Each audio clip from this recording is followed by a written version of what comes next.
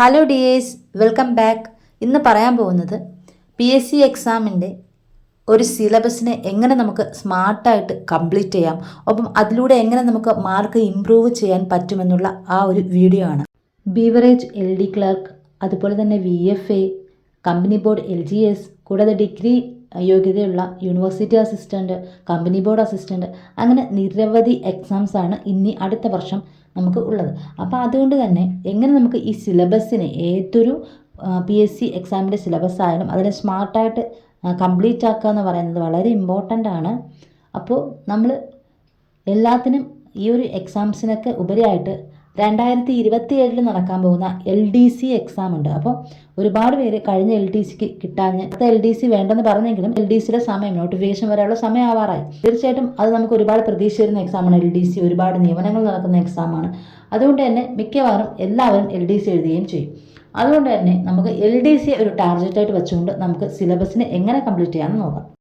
ഇനിയിപ്പോൾ 2027 LDC exam നടക്കുക.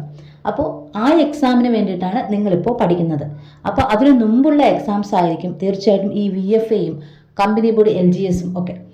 Company board assistant അങ്ങനെയുള്ള എക്സാംസ് എല്ലാം ഈ LDCക്ക് മുന്നേ നടക്കും. അപ്പോൾ നമുക്ക് ഏറ്റവും നമ്മുടെ അന്തിമ ലക്ഷ്യം എന്ന് പറയുന്നത് LDC ആണ്.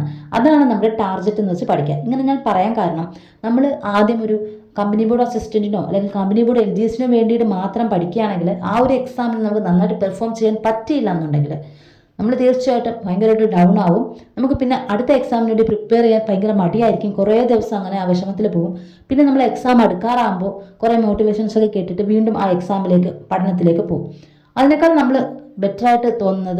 എനിക്ക് ബെറ്ററായിട്ട് തോന്നുന്നത് നിങ്ങൾ LDC 2027 അപ്പോൾ നടക്കുന്ന എക്സാമിന് വേണ്ടി പഠിക്കുക. അപ്പോൾ നമ്മുടെ ലക്ഷ്യം അത് മാത്രമായിരിക്കണം. അപ്പോൾ അതിനുവേണ്ടി പഠിക്കുമ്പോൾ അതിന് മുമ്പ് വരുന്ന എക്സാംസൊക്കെ നമുക്ക് എന്തെങ്കിലും അഥവാ മാർക്ക് കുറയുകയോ എന്തെങ്കിലും നമുക്ക് അബദ്ധങ്ങൾ പറ്റുകയോ ഒക്കെ ചെയ്തു കഴിഞ്ഞാൽ നമുക്കൊരു മടുപ്പ് തോന്നില്ല. നമ്മൾ പഠിക്കുന്നത് LDC 2027 അപ്പോഴുള്ള എക്സാമിന് വേണ്ടിയിട്ടാണ്. നമുക്ക് ഈ ഒരു എക്സാമിന് ഈ ഒരു സിലബസ് ഇങ്ങനെ പഠിച്ചു കഴിഞ്ഞാൽ തീർച്ചയായിട്ടും നമുക്ക് നല്ലതായിട്ട് മാർക്ക് സ്കോർ ചെയ്യാൻ പറ്റും. നമുക്ക് ഈ സിലബസ് കംപ്ലീറ്റ് ചെയ്യാനും പറ്റും. അപ്പോൾ നമുക്കറിയാം നമ്മുടെ സിലബസിൽ ഏറ്റവും ഇമ്പോർട്ടൻ്റ് ആയിട്ടുള്ള പാർട്ടാണ് മാത്സ്, മലയാളം, ഇംഗ്ലീഷ്.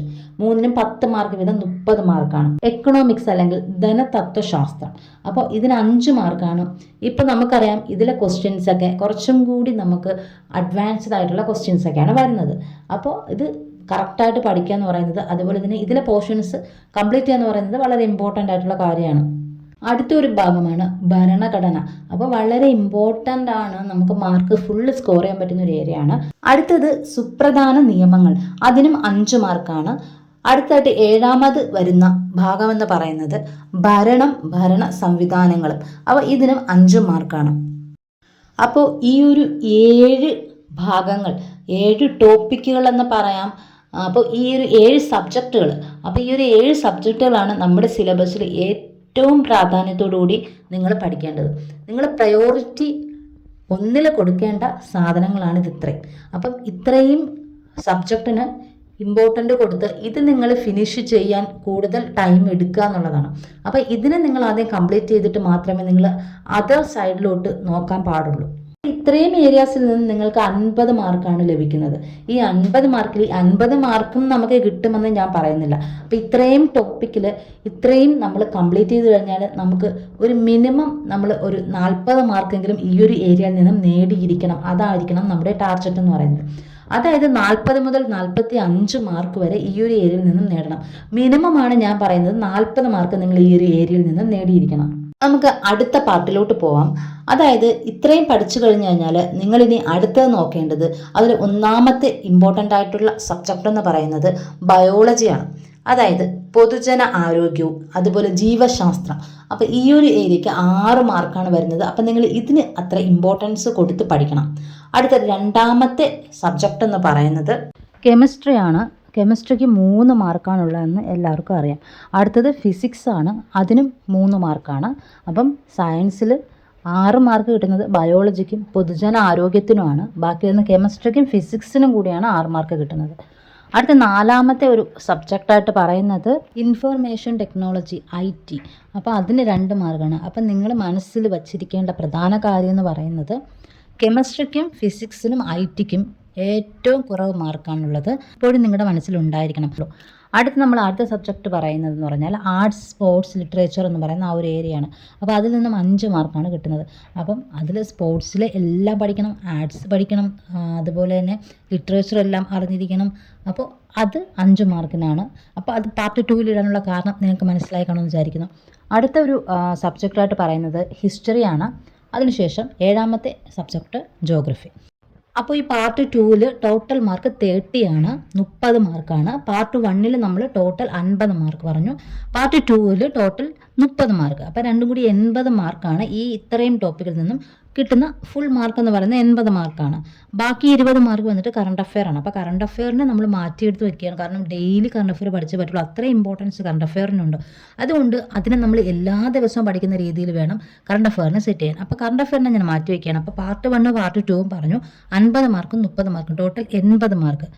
ഇനി ഇതിൽ നിന്നും പാർട്ട് 1 നമ്മൾ എടുക്കുകയാണെങ്കിൽ നമുക്കറിയാം മാത്സ്, ഇംഗ്ലീഷ്, മലയാളം. അപ്പോൾ ഇതിൽ നിന്നും നമ്മൾ 10 മാർക്കിന് വീതമാണ്. അപ്പോൾ 10 മാർക്കിൽ നിന്നും നമുക്ക് ഓരോ സബ്ജക്റ്റിനും 8 മാർക്കെങ്കിലും നേടിയിരിക്കണം. നമ്മൾ അതിൽ കുറഞ്ഞ് നേടിക്കഴിഞ്ഞാൽ നമുക്ക് ഒരിക്കലും നല്ലൊരു മാർക്കിലോട്ട് പോകാൻ പറ്റില്ല. മാത്സിന് 8 മാർക്ക് നേടണം, ഇംഗ്ലീഷിന് 8 മാർക്ക് നേടണം, മലയാളത്തിന് 8 മാർക്ക് നേടണം. അതായത് ഈ 3 സബ്ജക്റ്റിനൂടെ നമുക്ക് 24 മാർക്ക് ഉണ്ടായിരിക്കണം. ചിലപ്പോൾ നിങ്ങൾക്ക് മാത്സിന് 7 മാർക്ക് ഉണ്ടായിരിക്കുള്ളൂ. അപ്പം നിങ്ങളത് ഇംഗ്ലീഷിൽ ബാലൻസ് ചെയ്യണം. ഇംഗ്ലീഷിന് ചിലപ്പോൾ അഥവാ മാർക്ക് പറഞ്ഞാൽ നിങ്ങൾ മലയാളത്തിൽ ബാലൻസ് ചെയ്യണം. അപ്പോൾ അങ്ങനെ ആയാലും മതി. അതായത് ഈ 3 സബ്ജക്റ്റിൽ നിന്ന് കൂടെ നിങ്ങൾക്ക് 24 മാർക്കെങ്കിലും കിട്ടിയിരിക്കണം എന്നുള്ള ആ ഒരു രീതിയാണ് ഞാൻ പറയുന്നത്. ചിലർക്ക് മാത്സ് ഭയങ്കര ടഫായിരിക്കും, പക്ഷേ ഇംഗ്ലീഷ് കുറച്ചുകൂടി ഈസി ആയിരിക്കും. അങ്ങനെയുള്ളവർ അതിൽ സ്കോർ ചെയ്യുക കൂടുതൽ. അപ്പം ഈ ഒരു 3 ഏരിയ മലയാളം, മാത്സ്, ഇംഗ്ലീഷിൽ നിന്നും ഇത്രയും മാർക്ക് സ്കോർ ചെയ്തില്ല എന്നുണ്ടെങ്കിൽ നിങ്ങളുടെ മാർക്ക് ഒരുപാട് താഴെ പോകും, നിങ്ങളുടെ റാങ്ക് ഒരുപാട് താഴെ പോകും. അപ്പോൾ ഈ പാർട്ട് 1 ഏരിയയിൽ നിന്ന് നമുക്ക് കൂടുതൽ മാർക്ക് സ്കോർ ചെയ്യാൻ പറ്റും. നമ്മളിവിടെ മിനിമം 40 മാർക്കും മാക്സിമം 45 എങ്കിലും നേടിയിരിക്കണം. എങ്കിൽ മാത്രമേ നമുക്ക് മാർക്ക് നന്നായിട്ട് ഇമ്പ്രൂവ് ചെയ്യാൻ പറ്റുകയുള്ളൂ.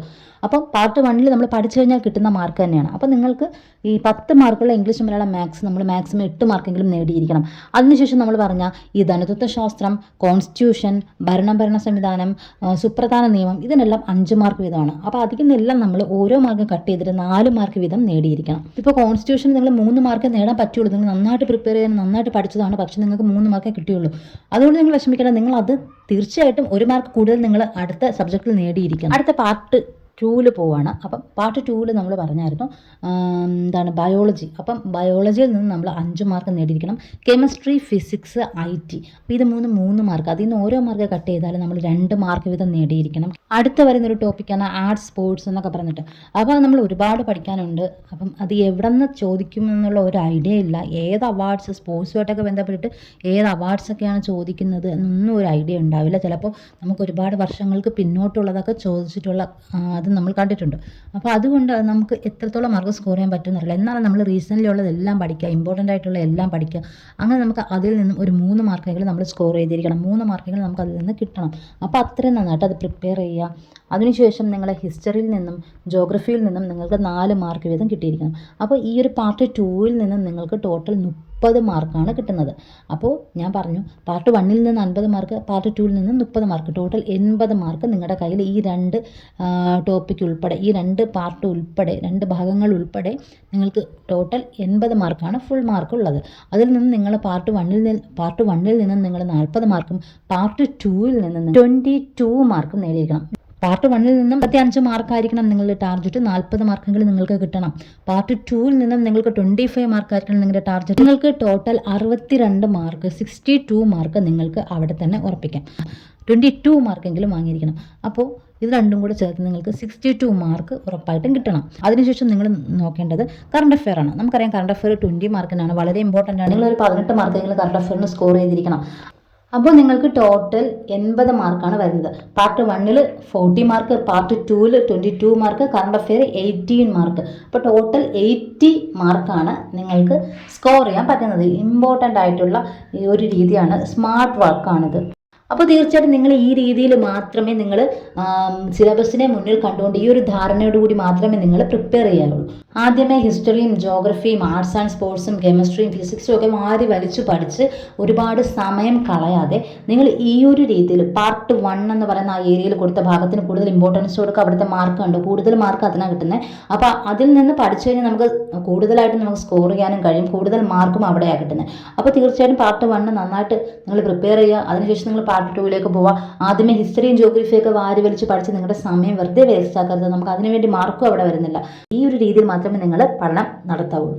ഇത് നിങ്ങൾ ഒരു ടൈം ടേബിൾ തയ്യാറാക്കുമ്പോൾ തീർച്ചയായിട്ടും കറണ്ട് അഫയേഴ്സിന് അത്ര ഇമ്പോർട്ടൻറ്റ് കൊടുക്കണം. ഡെയിലി കറണ്ട് അഫയേഴ്സ് ഉണ്ടായിരിക്കണം. അതുപോലെ തന്നെ daily previous year question paper ഉണ്ടായിരിക്കണം. അപ്പോൾ അടുത്ത വീഡിയോയിൽ ആ ടൈം ടേബിളിനെ കുറിച്ചിട്ടായിരിക്കും വീഡിയോ. അപ്പോൾ ടൈം ടേബിൾ അങ്ങനെ താല്പര്യമുള്ളവർ കമൻറ്റ് ചെയ്യുക. അപ്പോൾ thank you so much for watching.